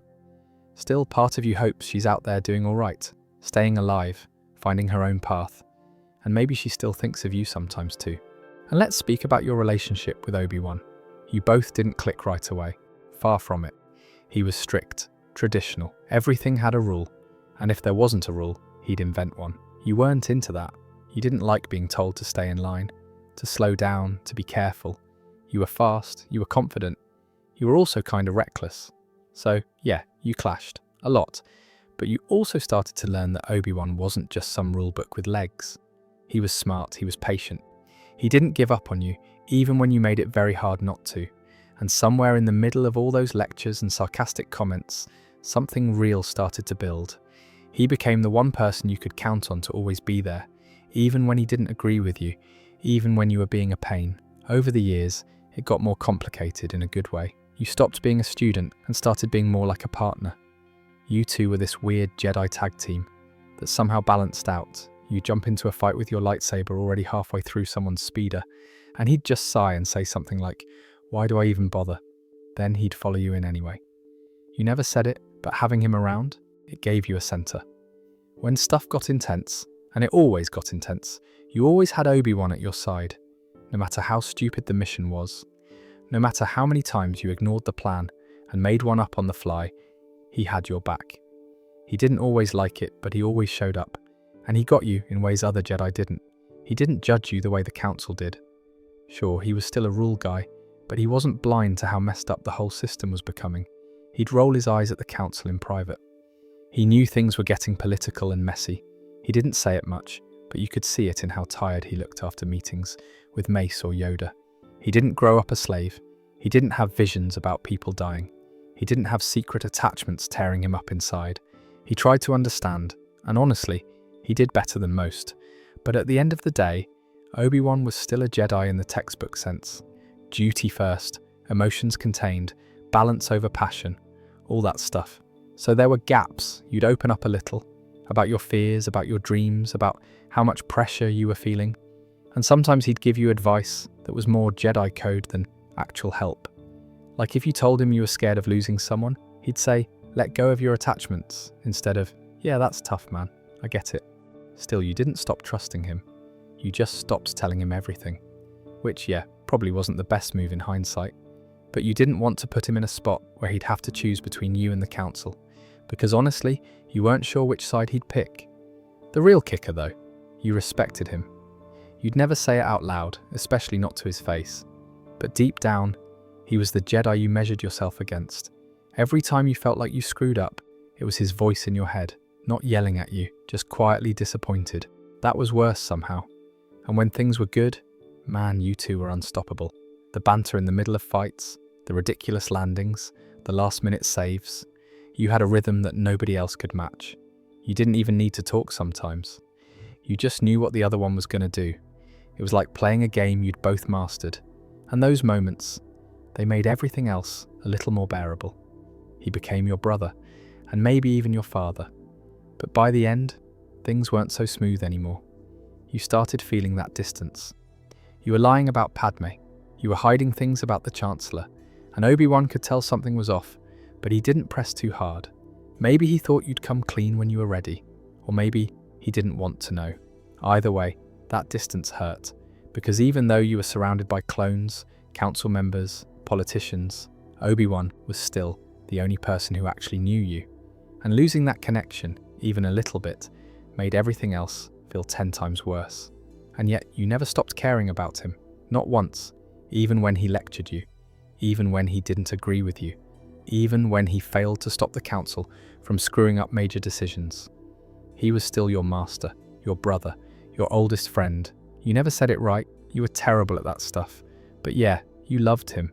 And let's back up a bit, before that Clone Wars and this mess that's happening to you lately. This part's rough, man. It's the one you never really get over. Losing your mom. So you've been having these dreams, the kind that sit in your chest like a brick and don't go away when you wake up. Every night, it's worse. And Jedi or not, come on. If your mum was in trouble, you wouldn't just sit around doing breathing exercises, right? You'd go, screw the Jedi rules, screw attachments are forbidden. So you do exactly that. You grab Padme, hop on a ship, and head back to Tatooine. And man, you haven't been here in years. Place still sucks. Still hot, still dusty. You step off the ship, and it's like you can still feel the weight of that slave transmitter they once jammed in your neck, even though it's long gone. Childhood memories here are basically just sand and stress. You check in with the Lars family. Yeah, you've got a stepbrother now, Owen, and his dad, Cliegg. Real salt of the earth, folks. Cliegg tells you what happened, and it's not great. Your mum got taken by Tusken raiders, and nobody's done anything because, well, they're Tuskens. It's dangerous and people are scared of them. But you're not people, you're a Jedi. So you take a speeder bike and head out into the desert. You don't exactly know where you're going, but you've got the Force and that gut feeling, and it's pulling you like a magnet. For hours you ride through those dunes, baking under the twin suns, and eventually you find the camp. And there she is, tied up, barely conscious, beaten to hell, but somehow still alive. And she looks up at you like she can't believe it, and maybe you can't either. After all this time, she still recognizes you.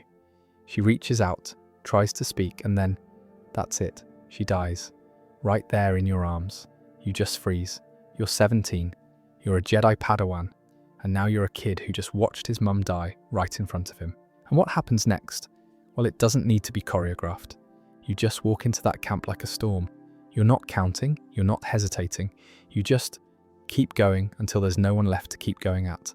It's the first time you really lose control. Not like when you're frustrated with Obi-Wan. Not like when you're being snippy with the Council. This is something different.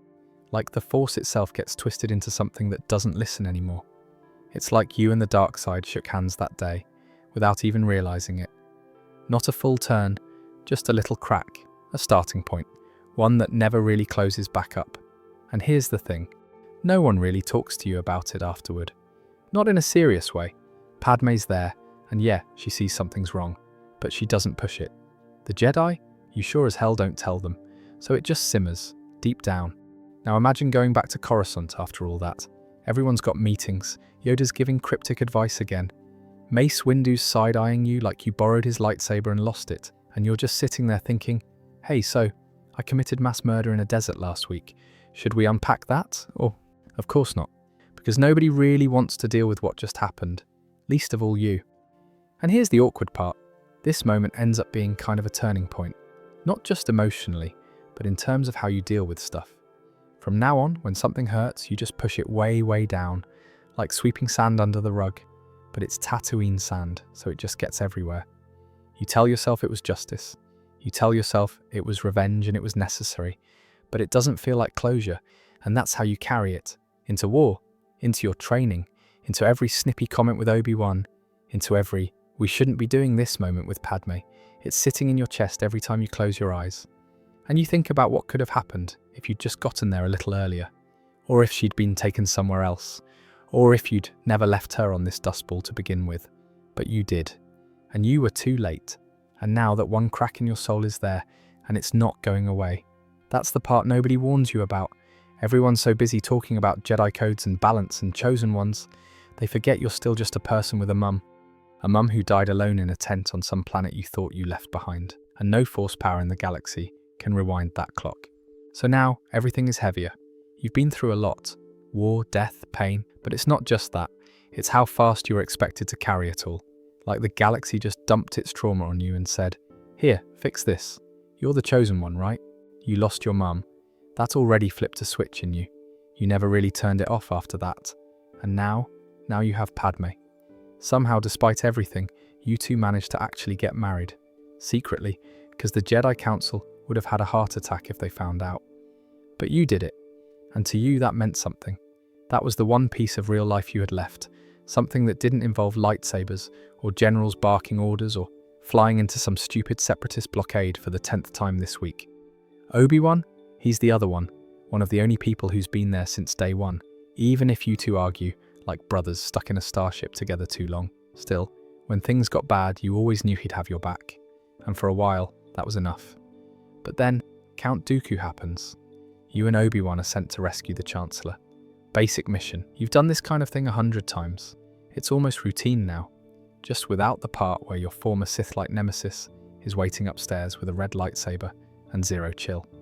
And Count Dooku, man, was basically the galaxy's most dangerous podcast host. That's what you thought back then. But the real picture was about to unfold later, so the fight starts. It's not your first time against him. You're not holding back.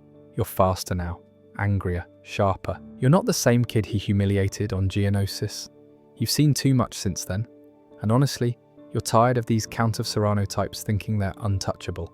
And then Obi-Wan gets knocked out, which, isn't ideal. He's usually the one telling you to chill, but now he's unconscious on the floor, and it's just you and Dooku, again. And this time, you win. But it's how you win that stays with you. Palpatine, who's tied up in the chair like some weird theatre kid pretending to be a hostage, suddenly says, "Kill him." You hesitate for like half a second, maybe even say, "That's not the Jedi way." But you know what? In that moment, you're not thinking about the Jedi. You're thinking about your mum. You're thinking about Padme. You're thinking about how this man started a war that swallowed the galaxy and turned kids into soldiers. So yeah, you kill him. Something in you feels off after that. You know that weight that sneaks up on you when you're alone later, lying awake, staring at the ceiling like, was that really me? Yeah, that. Meanwhile, your dreams start messing with you again. Except this time, it's Padme. You see her, in pain, struggling, dying. You wake up sweating, sitting up in the middle of the night, looking over to her sleeping beside you, and it's just silent. She's peaceful. Nothing's wrong, but the fear doesn't go away. You start obsessing. What does it mean? Why are you seeing her die over and over again? You don't tell the council. Obviously. That'd be a one-way ticket to, hey, maybe don't be a Jedi anymore. You try to tell Obi-Wan, sort of, but he's too caught up in politics and strategy meetings. He's not blind though. He knows something's up with you, just doesn't push too hard. So you do the only thing that makes sense. You go to Palpatine. What else are you supposed to do, man? Nobody's actually listening to you. Not really. The Jedi? They've got their hands full being suspicious of literally everyone, including you. And let's be honest, they were never great at emotional support to begin with. They're more the breathe and meditate on it type, which is cool if you're stressed about paperwork, not when you're seeing the love of your life dying in your dreams every other night. You try to drop hints with Obi-Wan. You do. He kind of picks up on it. He gives you that, I'm here if you need to talk look. But then he's off on another mission, another meeting. He means well, but you feel like a side quest in his life. He's stretched thin, just like everyone else. And when he does stick around, it's like he's walking on eggshells, like he knows something's wrong but doesn't want to poke it too hard. And honestly, you don't blame him. So yeah, Palpatine. He's the only one who actually acts like he sees you. You're asked to sit on the Jedi Council, which should be an honor. Big deal. Except they don't give you the rank of Master. That little detail.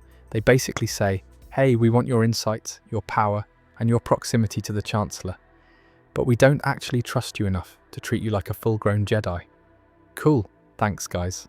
And then they ask you to spy on Palpatine. That part really makes your brain glitch. Like, wait, what?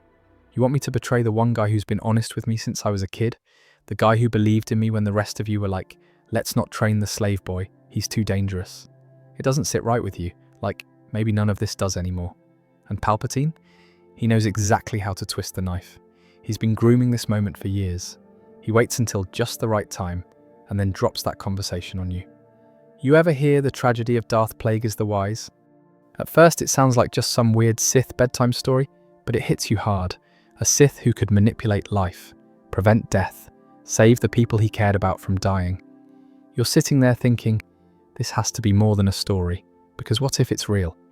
What if the Jedi are so caught up in dogma that they've been keeping actual life-saving power from people this whole time? What if Palpatine's the only one who will actually help you protect Padme?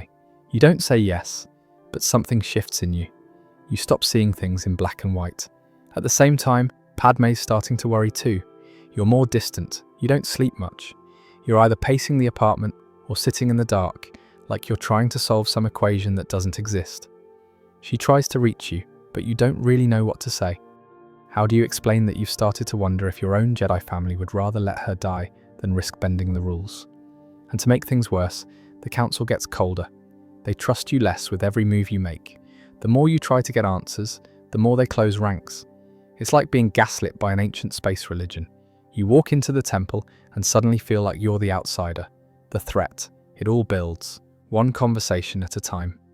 You're sitting in Palpatine's office one day, and the dude just casually drops the bomb. I am the Sith Lord you've been looking for, and you don't even ignite your saber right away. That's the craziest part. You should, but your mind's doing backflips. He's the enemy, but he might be your only chance to save Padme. He's dangerous. But maybe the Jedi are lying too. You end up reporting him to Mace Windu anyway, which took everything in you. It felt like ripping out your own spine, but you still do it. You try to do the right thing. And what happens? Windu doesn't trust you, again. He tells you to stay out of it, like you're some backup apprentice. You wait in the council chamber, pacing, sweating, trying to convince yourself you did the right thing. But then the visions start coming back. Padme dying, screaming, reaching for you. And you know what's about to happen. You go to help Windu, and what do you find? Palpatine and Windu in the middle of a force blender, sabers clashing, lightning flying, and Windu has the upper hand. And then Palpatine begs, and in that moment your brain just breaks. You're not thinking about the Sith or the Jedi. You're thinking about Padme, about losing her, about losing everything again. So you stop Windu, and the second you do, that's it. That's how it starts. You know what's funny? You always thought the Jedi Temple would be the last place you'd turn your lightsaber on. It's home. You trained here. You messed up your first meditation session in that corner. You snuck extra rations from the kitchen that one time and blamed it on that poor Rhodian youngling. This place is full of memories. It smells like old robes and floor polish.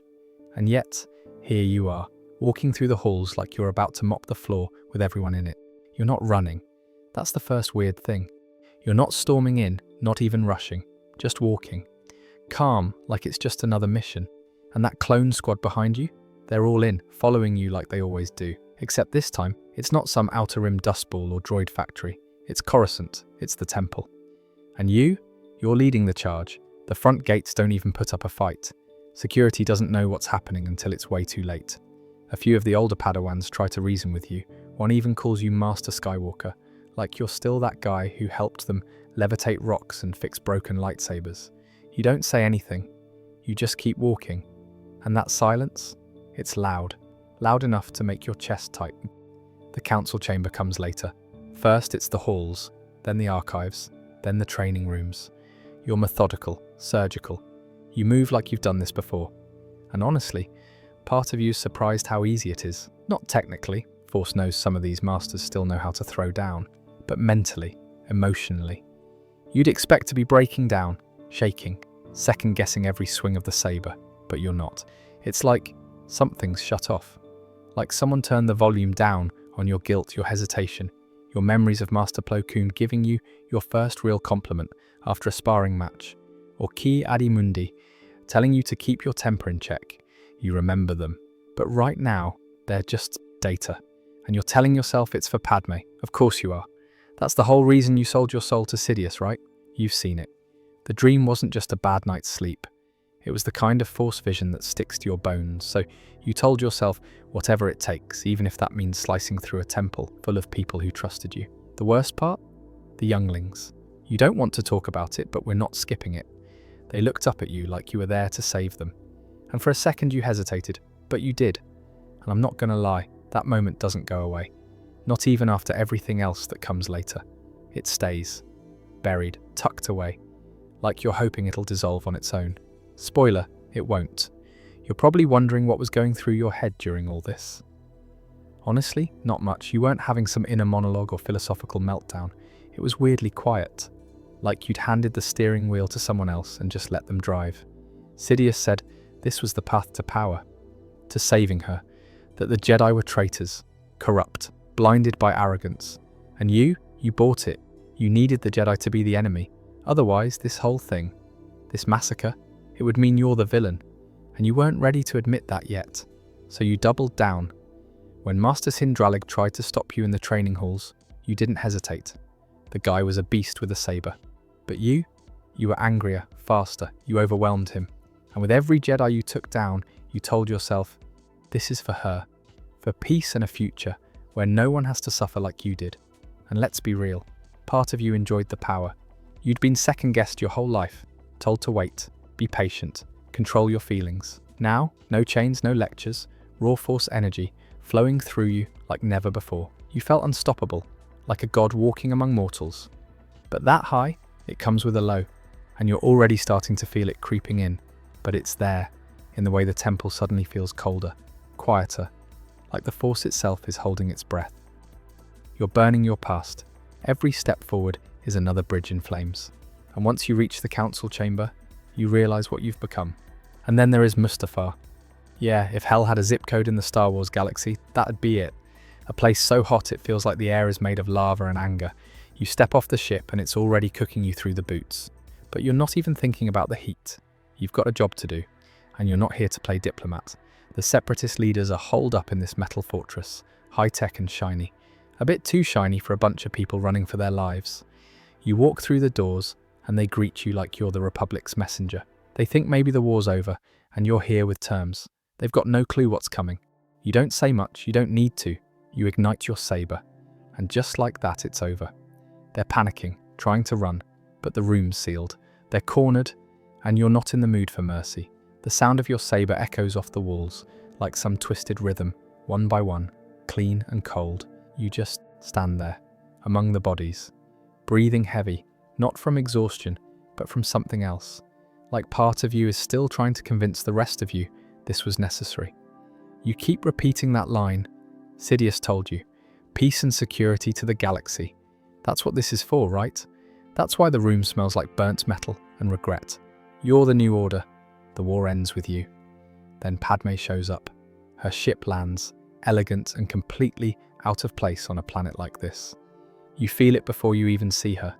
That tug, that warmth. For a second, something soft tries to break through all that armor you've built around your mind. And there she is, walking down the ramp, scared but hopeful. You feel like a kid again, like the war never happened. Like maybe all this pain has a way out. But no, you start talking and it's already going sideways. You tell her the Republic is done and you've made something better. In your head you really believe it. You think she'll understand, that she'll see what you did was for her, for your family, for your future. But she doesn't. She steps back, looks at you like she doesn't even recognize you. And man, that hurts more than any lightsaber ever could. You try to explain, you're begging her to see it from your side, to come with you. It makes perfect sense in your head. But when you say it out loud, it sounds wrong, twisted, like someone else is using your voice. Then Obi-Wan walks down the ramp. All of a sudden, it's like someone poured ice water down your spine. She backs away completely, and it breaks something in you. You lash out, you force choke her. You don't mean to, you just want her to stop, to listen, to believe you. But the panic, the betrayal, the fear, it all just spills out of you like a tidal wave. And next thing you know, she's on the ground, gasping. And Obi-Wan's drawing his saber. The fight doesn't start with words. You two have said enough. You're something else. Because if you're still Anakin, then everything you did, the temple, the separatists, it's all on you. And you can't live with that. So you attack. The duel is brutal, long, exhausting. You've never fought like this before. Not against someone who knows you this well. Obi-Wan taught you half your moves. You taught yourself the other half, trying to beat him. So it's this dance, fast, dangerous, and personal. You go from control room to catwalk to lava river. And neither of you's holding back. You're not trying to prove anything anymore. You're trying to end him. You hate him. You need to hate him. Because otherwise, he's just your friend, trying to stop you from making the worst mistake of your life. You get cocky, try to flip over him. He tells you not to, you do it anyway. And that's when it happens. You feel the burn before you even hit the ground. He catches you mid-air, perfect strike. Both legs gone, you're down. And then, you're in the fire, crawling on ash, screaming in agony. The heat eats through you like you're nothing but paper. You reach for him. Maybe some part of you still wants help. Some part that's still Anakin, but he doesn't come. He just stands there, tears in his eyes, and he says it, the line that'll echo in your head for the rest of your life. You were my brother, Anakin. I loved you. And he leaves. The flames swallow what's left. Not just your body, your soul. Whatever part of you that was still human, still good, still Anakin Skywalker. It dies right there on the banks of that lava river. The pain is indescribable. But worse than that is the emptiness. You were supposed to bring balance. You were supposed to be the chosen one. You were supposed to save her. Instead, you're left smouldering, half dead, waiting for your new master to come scrape you off the rocks and give you a second life, in a machine that breathes for you. Anakin's gone. All that's left is Vader. You're barely human now. You can't see, can't hear right, can't feel your hands. They've sealed you inside this walking prison. And before you can even figure out what's left of your body, Sidious tells you Padme is dead. You lose it. The room starts shaking. Your rage tears the walls apart, cracks the glass. Everything is shaking and wild. But none of it brings her back. You did everything for her. Turned on the Jedi, choked your best friend, walked through fire, and it still wasn't enough. And that's the first moment it clicks. You don't get happy endings. Not anymore. From that day on, it's not about feeling anymore. It's about function. You get suited up, literally, in a black coffin with limbs. It's heavy. It's loud. The helmet clamps down and cuts off whatever's left of your old world. Your sight is tinted. Your voice sounds like a different person. Your walk, your hands, your reflexes, all of it's been reprogrammed. You're not fast anymore. You're not fluid. You're a tank, a wrecking ball. You miss the agility, the speed, the finesse. But you accept it because this is what's left. You're not a man anymore. You're not even a Jedi. You're not Anakin Skywalker. You're Darth Vader. And the galaxy moves on without you. Your face vanishes. your name becomes a rumor. The kid from Tatooine who was supposed to bring balance, he disappears like he never existed. And that's exactly how you want it, because remembering hurts. You can't afford to remember. Sidious doesn't give you time to sulk. He doesn't care about grief or identity crises. You're his blunt instrument now. You wake up, kneel, take orders, get on the shuttle, and go wherever he points. Jedi survivors? Track them. Rogue senators? Silence them. Rebellions starting to boil up? Smash them down. You're a myth walking. People flinch when they hear your breathing. Officers straighten up when you enter a room. Some of them look at you like you're death itself. You don't correct them. You don't say anything at all, really. You let the silence do the talking. And that silence, it's everywhere. Your ship quarters are sterile, dead quiet except for the hiss of the suit. No one visits. You don't socialize. There's no music, books, food you can even enjoy. Everything tastes like nothing now. You don't sleep in a bed. You sleep in a chamber that decompresses your lungs and regulates your pain levels. It's like being cryo-frozen, but still somehow awake. And every morning, or whatever passes for morning in deep space, you step back out into the same darkness. Helmet back on, emotions turned off, business as usual. And the worst part is, you get used to it. The galaxy changes around you. The clones fade out, replaced by scared young conscripts who salute without knowing why. Entire systems fall in line. And everywhere you go, there's fear. The name Vader becomes a curse in the outer rim, a warning in the mid-rim, and a rumor in the core. You don't even need to say anything. Your arrival alone clears the room, but you don't feel powerful. You feel necessary. You convince yourself this is your role now, to keep order, to stop chaos. That maybe, somehow, by doing this, you're still serving some version of peace, some version of her. But you know it's a lie. You're not saving anyone. You're just erasing resistance. You find Jedi in hiding sometimes. Guys you used to eat lunch with. They barely recognize you until it's too late. And you don't gloat, you don't trash talk, you just fight. And when it's done, you stand there, over their body, lightsaber still humming. And you feel nothing, just cold, like the Force is in you, but only the dark, echoey part. You don't even hate them, you envy them, because at least they stayed who they were. They died as themselves. You don't even remember the last time you spoke your own name. And yeah, you go back to Mustafar sometimes. Why? Who knows? There's no logic to it. You just feel pulled there. It's quiet, weirdly. Not peaceful. It's still a lava planet, but honest. You built a little castle there. You needed somewhere to be alone. Somewhere no one asks questions. Somewhere you don't have to pretend you're okay. The place is haunted, but so are you. And in all of this, the fire, the metal, the long silence, the part that stings the most is how normal it becomes. You stop checking the date, stop wondering what might have been. You stop asking questions, you stop speaking. And the less you speak, the less you remember what Anakin's voice sounded like. But it's still there. Deep down, under the mask, in the quiet moments when the ship is docked and the stars are moving slowly past the window, you feel it. That flicker of something else, someone else. But you turn away because silence is easier. He walks into your life like he's got no fear, standing there, defiant, full of that Jedi confidence you used to fake so well. His clothes are dusty, saber clipped to his belt, eyes locked onto you like he knows something you don't. And you know who he is. You felt it before he even spoke.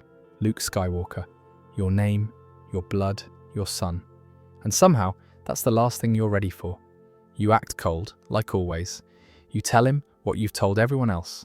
You're beyond saving. You serve the Emperor. You enforce his will. You're not confused. You're not conflicted. That's the performance you've been perfecting for 2 decades. And honestly, you believed it. Until him. Because he doesn't flinch when you speak. He doesn't look away when you tower over him. He's not scared of the suit or the saber or the title.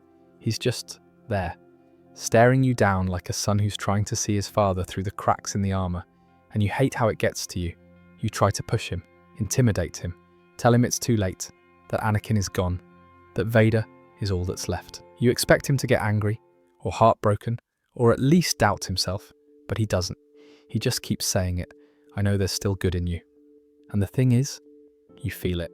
That stupid spark, that annoying little warmth that shouldn't be there anymore. You buried it under flame and metal and silence. You thought it died, but he's standing there, pulling it back out like it's a splinter stuck in your soul. You don't want it. You don't want to remember what it felt like to hold Padme's hand, to laugh with Obi-Wan, to fly a starfighter with nothing but instinct and adrenaline and joy. That life is gone. You traded it, you killed it, and you're not sure what's worse, losing it or being reminded that it was real. But the Emperor sees what's happening, and he's not about to let go of his favourite project that easily. So, he makes you choose. He tortures the boy, your son, right in front of you, lightning ripping through him, screaming, convulsing, and Sidious just laughs, like it's a performance. Like you're both toys in his personal drama, like he's daring you to step out of line. And for a second you don't move, because you've been frozen for 20 years, because you're Vader, because you don't disobey, but the screaming doesn't stop, and you remember. Not memories like a slideshow, more like a punch to the chest. Padme smiling in the Theed Gardens, a younger you sprinting through the Jedi Temple halls, a clone trooper handing you your lightsaber before battle, Obi-Wan patting your shoulder after a mission, all of it, tangled up in that one sound, your son, in pain because of him. And something inside you breaks. Sidious doesn't expect it. That's the best part. After all this time, after all that control, he never even considered the possibility that you'd care, that you'd fight for someone else, that the thing he thought he'd crushed, that spark of Skywalker, could still burn. So you've thrown Sidious in shaft and saved your son, but the cost is catching up. The lightning tore through you just as bad. And the irony? That stupid loud mechanical breathing you've hated all your life? It's gone. Now it's just gasps. Luke drags you away. He's panicking. You can feel it in him. He's still just a kid. You try to speak and it's like coughing through gravel. You tell him that you want to see him with your own eyes. Just once. He removes the mask. The light hits your skin. Cold, soft, natural light. It's blinding. You haven't felt anything real in so long. And there he is. Your son, his face, his tears, his warmth. And you smile. For the first time in decades, you actually smile. You did one thing right. Just one. And that was enough. So that was the story of Anakin Skywalker. You'd think that's the end, right? But nah. This dude doesn't just vanish into the Force like most Jedi. He sticks around. Yeah, the Chosen One gets ghost privileges. Now, here's what most people don't realize. Being a Force ghost? It's not standard Jedi retirement. Not everybody gets that perk. You don't just keel over and turn into blue glowy sparkles. There's a whole thing behind it. A secret spiritual download that barely anybody even knew existed. Qui-Gon figured it out first, then passed it on to Yoda, who passed it to Obi-Wan. And somehow, Anakin pulls it off too. Like, of course he does. Because of course Anakin breaks the rules one last time. The dude just dies after being the galaxy's #1 problem for 2 decades, and then bam! Glowy blue Anakin shows up next to Yoda and Obi-Wan, looking like he just came back from a Force spa day. Hair freshly blow-dried, Jedi robes, all crisp. And everyone's clapping and dancing with Ewoks like that's totally normal. But hold up, let's back it up a second. Because how did he even get there? He didn't train for it. He didn't go sit in a swamp with Yoda, or meditate in some cave while eating weird space bugs. He was literally choking people in meetings up until like an hour before he died. The thing is, there's this theory. Well, it's not even a theory. It's kinda backed up by lore. That Anakin didn't learn how to become a Force ghost. He just got yanked into it. Like the Force itself was like, nah, we're not done with you yet. It's almost like some divine override. Because this wasn't a case of him earning it through study. It was more like consequence. Like the Force gave him this post-death job as penance. You saved your son, sure, but you also wiped out half the Jedi Order. Congrats, now you get to haunt the galaxy forever. And man, imagine what that's like. You finally let go of Vader. You get some kind of peace. You expect maybe a long nap. Instead, the Force wakes you up and goes, all right, champ, time to keep working. So now you're this spirit, but not like a ghost with unfinished business, more like a celestial coach who has to show up whenever destiny gets weird again. And yeah, for the record, Force ghosts can absolutely see everything. Time's not even a thing anymore. You're watching past, present, maybe even some weird alternate futures. So when Luke burns your armor on Endor, you're already there, but not in a sad way, more like proud. You know what he did. You saw him toss that saber and walk away. And that moment, that's the reason you're even allowed to exist in this form. The Force didn't give you this afterlife gig because you were a good Jedi. It gave it to you because your kid was. And now you're stuck watching everything, like some eternal dad in the sky. You see him try to build a new Jedi Order. You see him struggle, fail, question himself. You want to help, but you can't just pop in like a blue life coach every Monday. Force ghosts don't exactly do customer service. There's no Force Ghost hotline. You show up when the Force really needs you to, like emergency meetings only. And even then, it's not like you get to say everything. It's always cryptic because that's the Jedi Ghost way, apparently. One-liners only, max 2 hints, then fade out dramatically. Rules are rules. And imagine him seeing Kylo Ren for the first time. That had to hit hard. This kid, Ben Solo, worshipping Vader, not Anakin. He's got the helmet, the voice, the anger. Like, bro, imagine your grandson finding your old evil cosplay and deciding that's who he wants to be. That's worse than your kid getting a bad tattoo in your honor. It's the galactic version of that. And all Anakin can do is float there going, "Kid, please, I already did this arc." It ends in lava. But he can't interfere directly. He's not allowed to yank the saber out of Kylo's hand and slap him upside the head with it. It's all very spiritual, very restrained, which is so not his style. Can you imagine how much that annoys him? The man once yelled at sand. And let's speak about World Between Worlds version of Anakin. Now, if you're not familiar with that place, don't worry. Most Jedi weren't either. The World Between Worlds is like, imagine if time and space had a secret hallway. A glowing hallway, with doors that open to any moment, past or future. It's not supposed to be used. It's just there, hidden. Kind of like a cheat code for the Force. And somehow, Ahsoka lands in it. Girl's got a weird connection to that place. But what really throws her off is who's waiting there. Anakin. And not the clean-cut Jedi version. Not burned up from Mustafar. Just Anakin. In full colour, holding a lightsaber and smirking. Like he just walked out of the Clone Wars and into a dream. Now here's where it gets interesting. This ain't the glowy blue ghost version from Return of the Jedi. He's not translucent. He's solid, present, real enough to duel her. And yeah, they fight.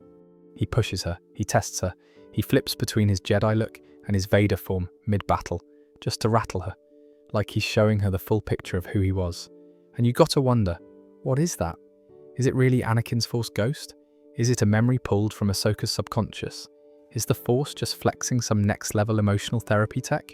It's probably all of it, because that is Anakin. But it's a version that exists beyond time, beyond death, not stuck in the past or the future. He's in a place where he can interact directly, not just hover around glowing and giving fortune cookie advice. And he doesn't come there to lecture her. He's not wagging his finger and saying, "You've still got much to learn, young one." He jokes, he teases, he calls her Snips, just like old times. And then he fights her, not out of anger, but to teach her, to push her to make a choice. Because here's the thing, Ahsoka's stuck emotionally and spiritually. She's dragging around this trauma of being his student. She's afraid that she's next, that she'll become the same kind of monster he turned into. And Anakin? He sees that, and he's like, "All right, let's settle this. Let's work it out. Right here, in this strange, glowing cosmic liminal space. And when it's all said and done, she wins. Or rather, she chooses to live, to move forward. And that's all he needed from her. He doesn't need forgiveness. He doesn't need her to save him. He already got saved by Luke. What he wants is for her to save herself. That version of Anakin in Ahsoka is like next level. He's not chained to the Jedi way anymore, not locked into the Vader trauma. He's the whole package, all of it. Light, dark, mistakes, victories. It's all there, balanced. And that's what makes it hit so hard. He's not just a Force ghost standing around in a robe. He's something bigger now, something deeper. It's honestly the most alive we've seen him since the Clone Wars. And you get the sense that this version of him, he's not done. That maybe Force ghosts aren't as ghostly as we thought. Maybe the afterlife, if you're someone like Anakin, isn't just standing in the back row of the Ewok party. Maybe it's a full-time gig, a role, a continuation. He's still learning, still teaching, still part of the story. And isn't that kind of poetic? But, you know, in a non-poetic way. Not, he wasn't just a Jedi, he was a symbol of hope. None of that. It's more like, yep, the guy who used to throw tantrums in Jedi meetings and choke admirals for being slow is now guiding people through the spiritual wilderness. That's Star Wars for you. So when you think about Anakin Skywalker as a Force ghost, don't picture just the clean, quiet version, standing on Endor with Yoda and Obi-Wan, like he's at a family reunion. Picture this guy, still showing up decades later, dropping into secret Force dimensions, flipping between his past selves, and helping the people he loved and hurt find their way. Because that's what redemption really looks like. It's not a one-time act. It's not a dramatic death scene and then freedom. It's work, even after you die, especially if you're Anakin Skywalker.